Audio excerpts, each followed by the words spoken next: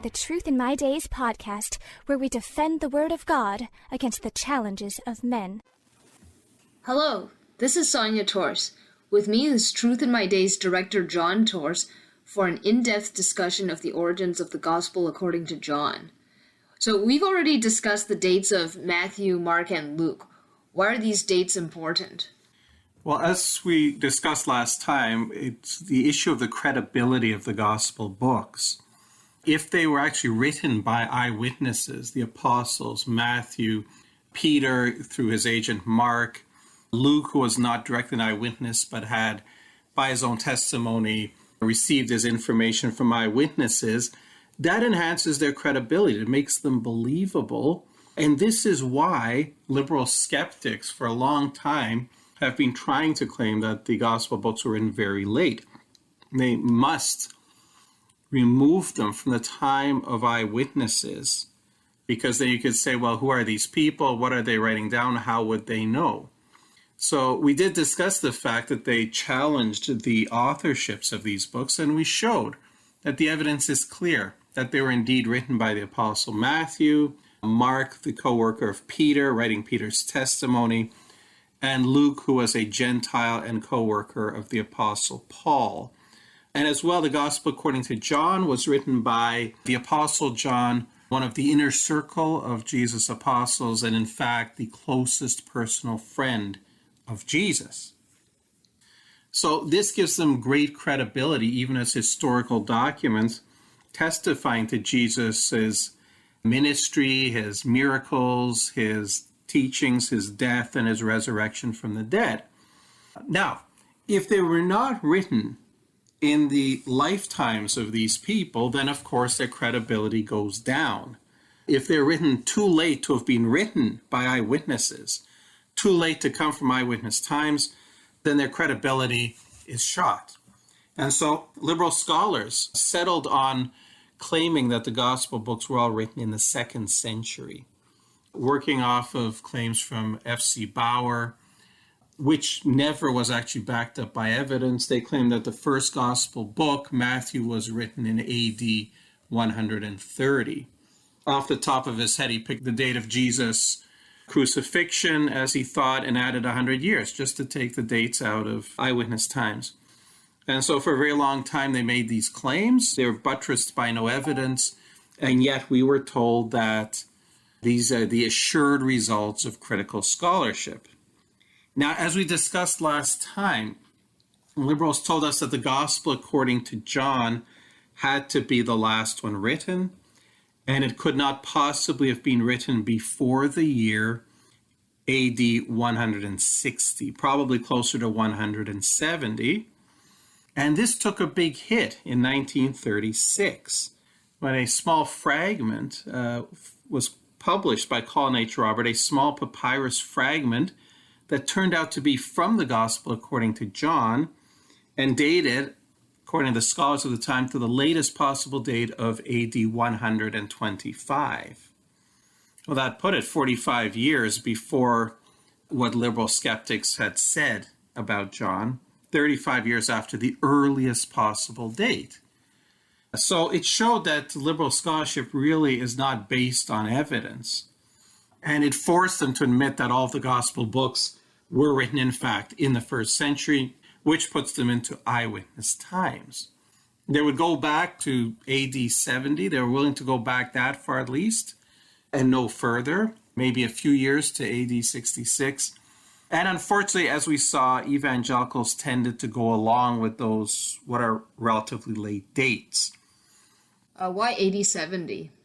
Why AD 70? Because Matthew and Mark contain a prophecy of Jesus where he talks about the temple, that it would be destroyed, not one stone left upon another that will not be thrown down.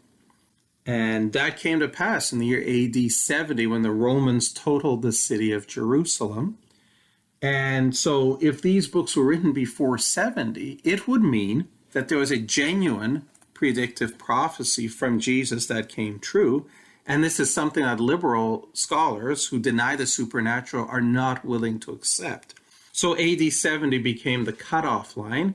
Now they're willing to go back perhaps a little bit further, as far as AD 66, when the Jewish uprising against the Romans began, and they would say, well, maybe a clever person could have foreseen what's happening with no supernatural abilities. So they date these quite late. Evangelicals unfortunately tend to follow suit. They might put a little bit earlier than the liberal skeptics do, but again, not based on evidence. Okay, so in your program, you actually looked at evidence then. Yes, that's what needs to be done. If you're going to put forth dates, you need to be able to give reasons for them. And we looked, as you recall, at both internal and external evidence. So what does internal evidence and external evidence mean again? Can you remind us? Certainly. Internal evidence is evidence you find within the writing itself, things that are said or things that should be said and are not mentioned that allow us to put dates on the written documents, at least perhaps an earliest possible and a latest possible date. For example, if you come across some written source talking about World War I, you know that this has to have been written in 1939 or later, because World War I was not called World War I until there was a World War II. There was no reason to call it that. So from the time of the beginning of World War I, as we know it, it was called the Great War or the World War. No one, as I say, called it World War I until there was a World War II.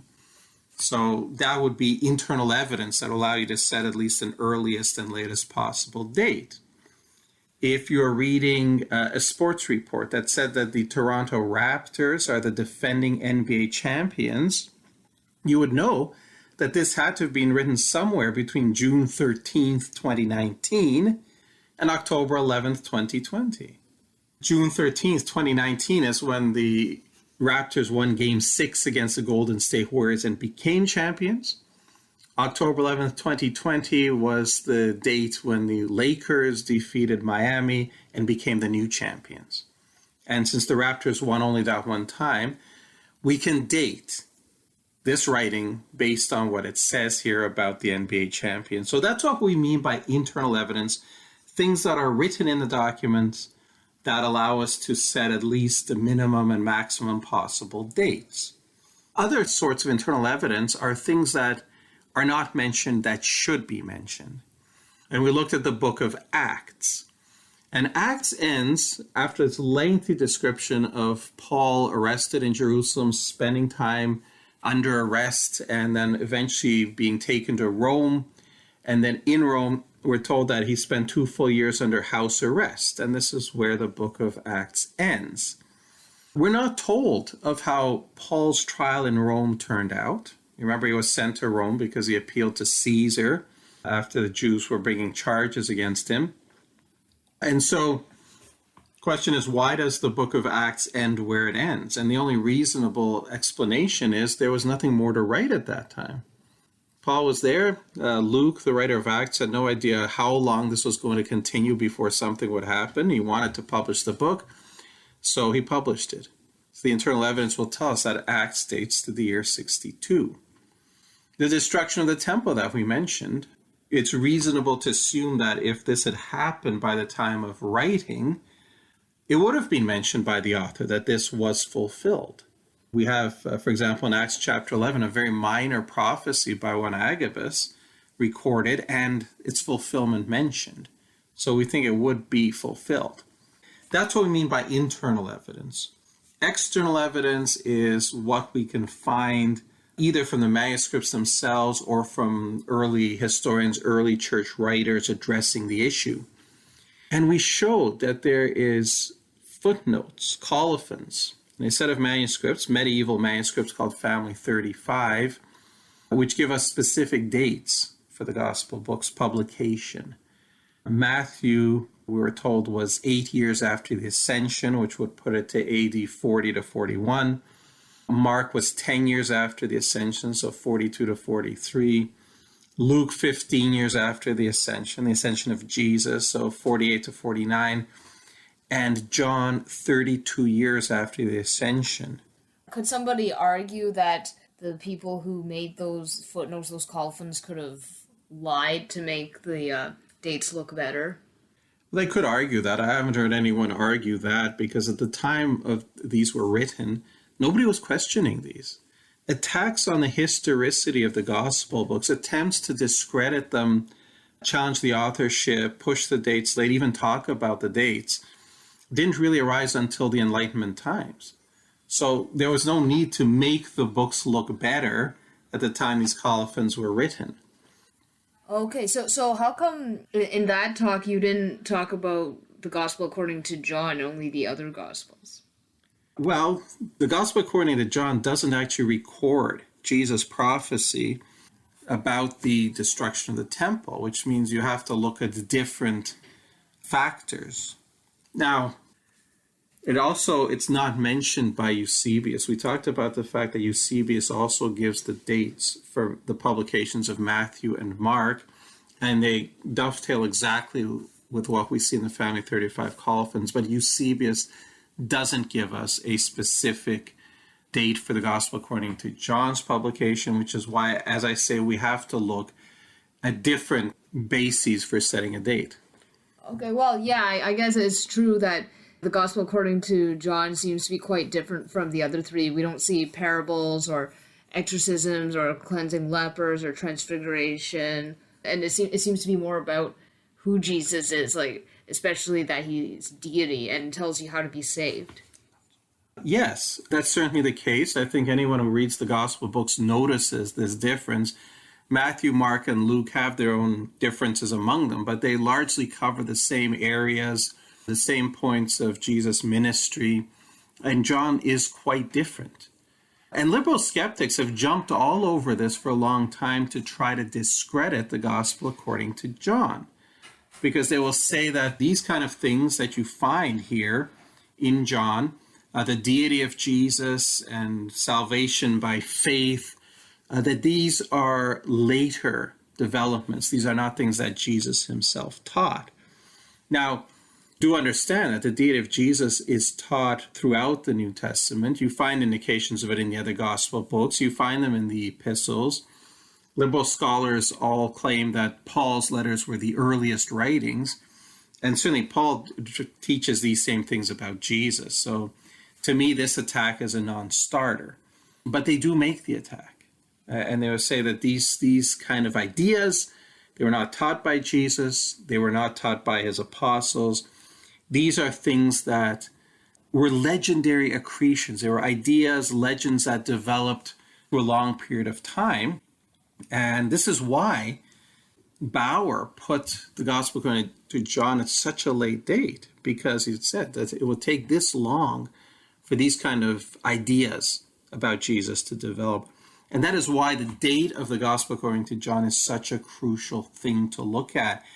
If it's much earlier than the liberal skeptics claim, if it is in eyewitness times, then the idea that these teachings of Jesus are legendary accretions, things he never actually taught, that goes out the window. It's no longer a sustainable critique. Thank you, everyone, for listening today.